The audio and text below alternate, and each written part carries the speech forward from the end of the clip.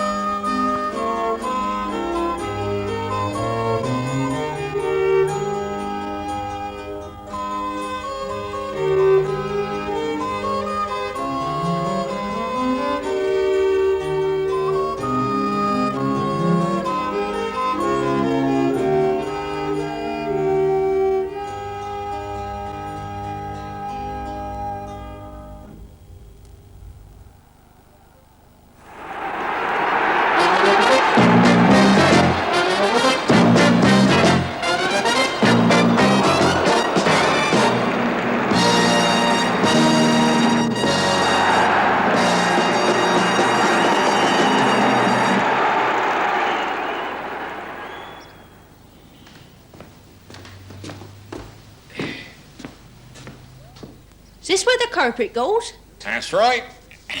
The vicar said just the corner where the band sits. You using them newfangled carpet tiles? That's right. Now I've marked out the squares, so we'll know just how many to buy. Ooh, I'd better count them then. All right. 1, 2, 3, 4, 5, 6, 7. 7. 1, 2, 3, 4, 5, 6, 7. Plus 7. 1, 2, 3, 4. 7. And 7. And 7. Well, add them up then. 7 and 7 is 14, and 7 is 21, 7 is 28, and 7 more. We need 35 carpet tiles. Well, we better go and get them then. Right, now you've left the car round the back. Hello. That's one way of counting squares, but I expect you know a quicker way. Here are the tiles they need. 7 squares in a row, 5 rows altogether. 7 multiplied by 5.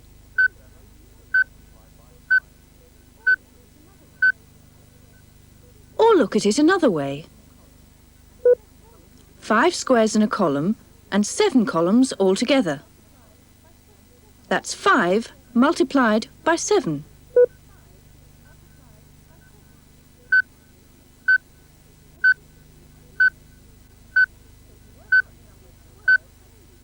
So to work out the number of squares, you can say it's 5 times 7, or you can say it's 7 times 5 squares.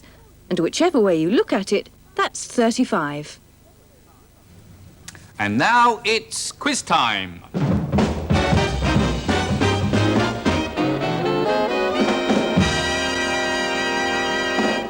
Now remember, call out the answer when you see the green light and not before. Now here's a rectangle covered by a grid of squares. How many squares cover the rectangle?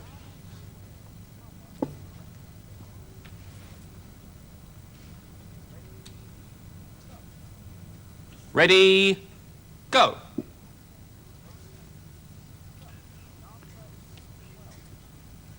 The answer is 12. Now you had plenty of time to count that one, but the next ones will be quicker. You'll just have time to count the top row and a column and multiply the two numbers together. No time to count all the squares. Here's number 2.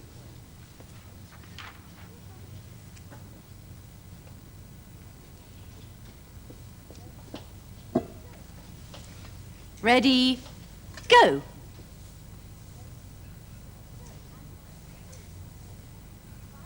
And it's 20. 5 times 4, or 4 times 5, whichever way you look at it, it's 20. And the next one.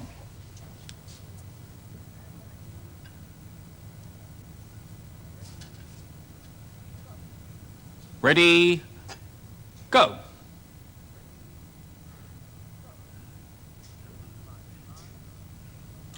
Three times 9, or 9 times 3, 27. Try another.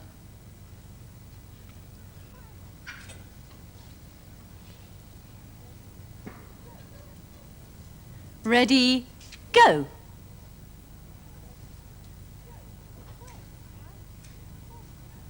A square this time. 4 times 4 is 16. And again. Whoops. Never mind, you can still do it.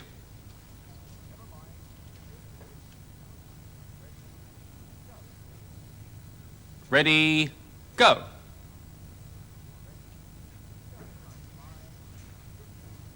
Three times 5 is 15. Try another one like that.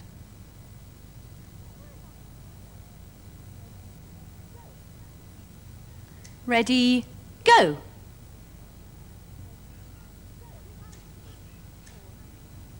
Seven times 3, or 3 times 7, 21. And if you found those easy, try this one. How many squares here?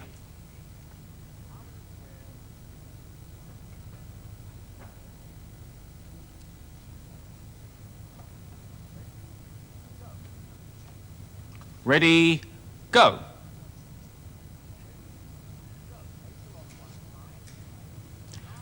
Eight along one side, 9 along the other side, 8 times 9, or 9 times 8, 72 altogether. But it's not always just a question of multiplying. Scientists sometimes need to study the size of leaves. It can give them valuable information about how much water a plant needs and whether it can survive in a particular climate. But leaves come in all shapes and sizes.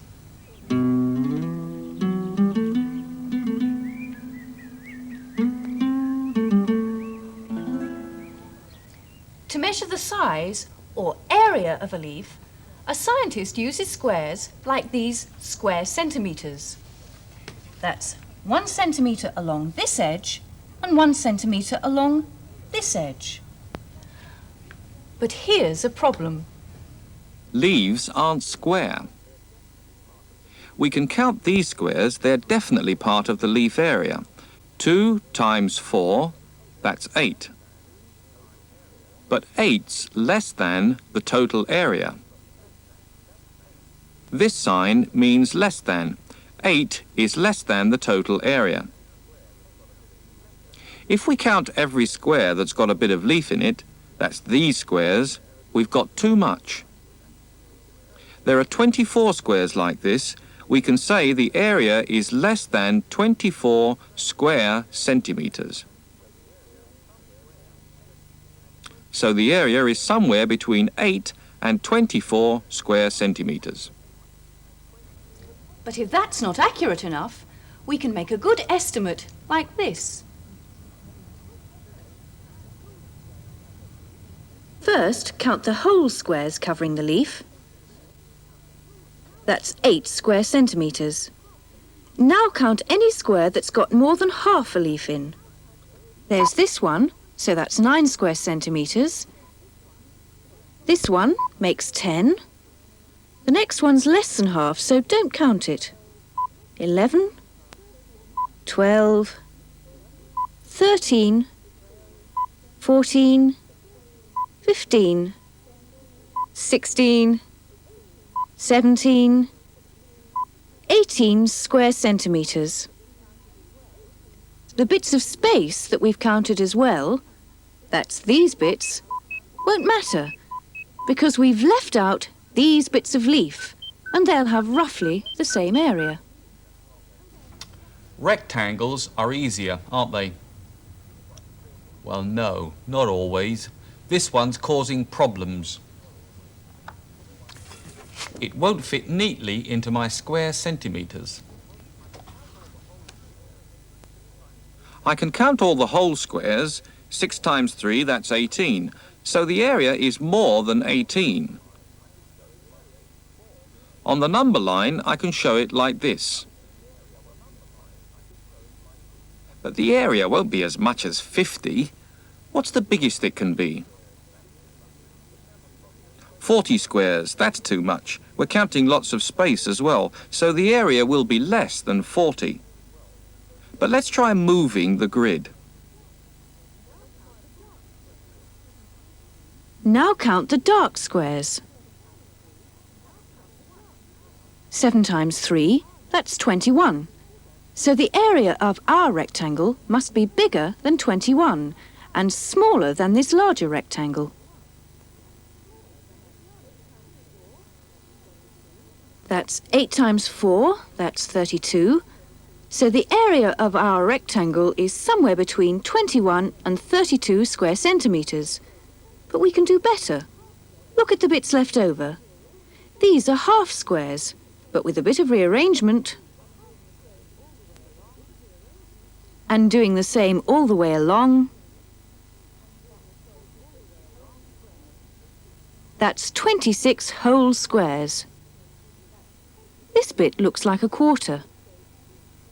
So the total area of this shape is 26 1/4 square centimetres. And that's the same area as our rectangle. It had just been rearranged.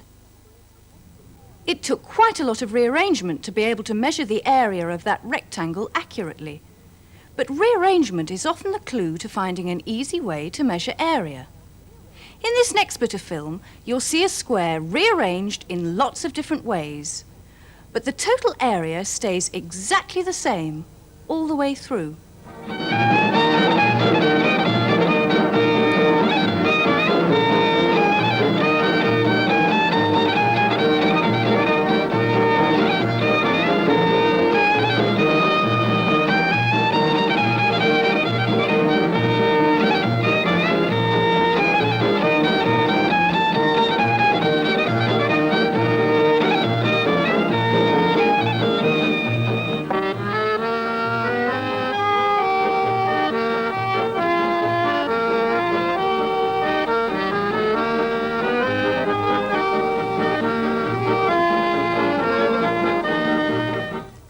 So much for squares, but here's a triangle.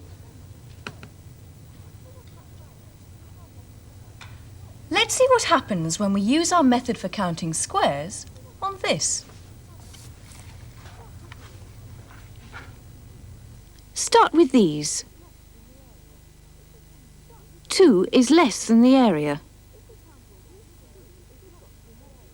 If we count all these squares, we've got too many. So the area of our triangle is less than 8 square centimetres. But we can do better than that.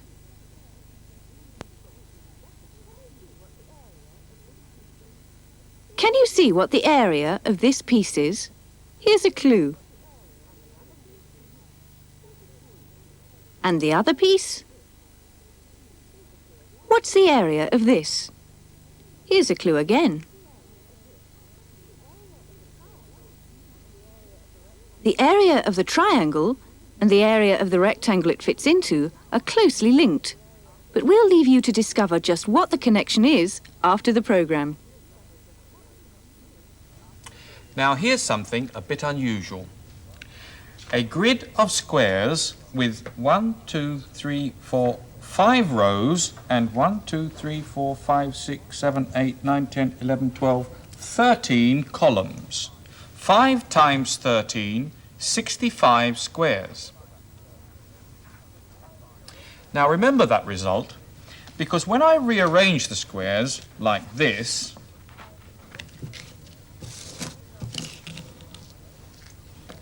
I end up with 1, 2, 3, 4, 5, 6, 7, 8 rows and 1, 2, 3, 4, 5, 6, 7, 8 columns. 8 times 8, 64 squares. So the squares I had when it was arranged like this, 65 squares, have been turned into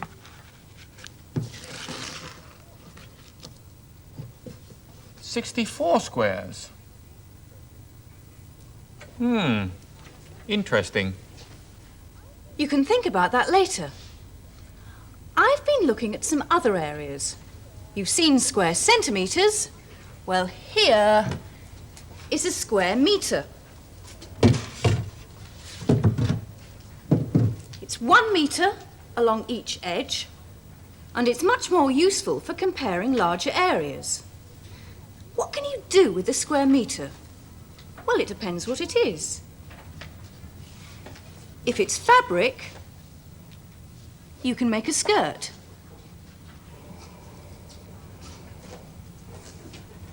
If it's a garden,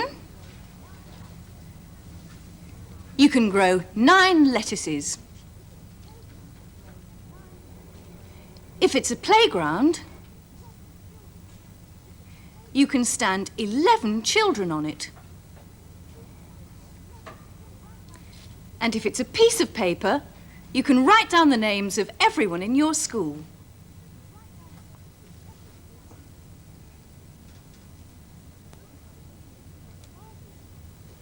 But sometimes we need to measure larger areas, when even a square metre isn't big enough.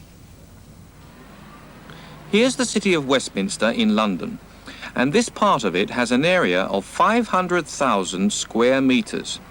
Start using numbers like these and all sorts of mistakes can occur. We need a larger unit. Look closely at the patch of grass behind Big Ben. This line is 100 metres long. Make a square 100 metres along each side, and that area is called a hectare.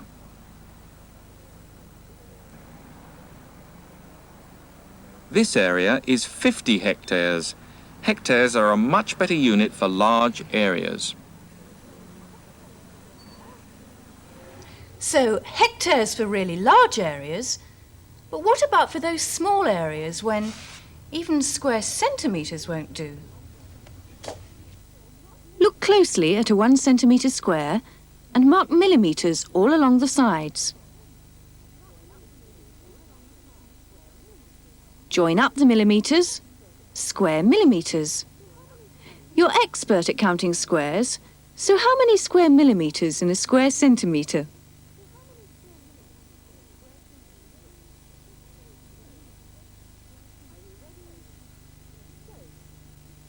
Are you ready? Go!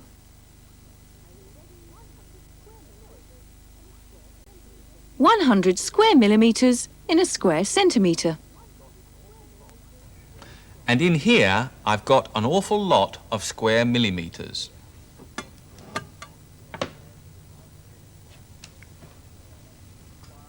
Tea leaves. Each one roughly 1 square millimetre in area. Actually, this is a part of a leaf. Here's the leaf of a tea plant before it's dried and shredded. Now, I've measured the area of this leaf, and it's 25 square centimetres. How many square millimetres could I cut from it? Have a think to yourself. I'm not going to give you the answer, but perhaps you'll have a chance to discuss it when the programme's over.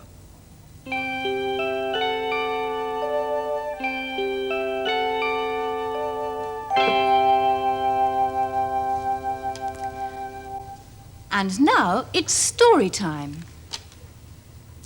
Once upon a time, there was a king who had 4 children, 2 princes and 2 princesses. They were always quarrelling amongst themselves about who should inherit the kingdom. So one day, the king gave each of them 4 poles. Each pole was 1 metre long.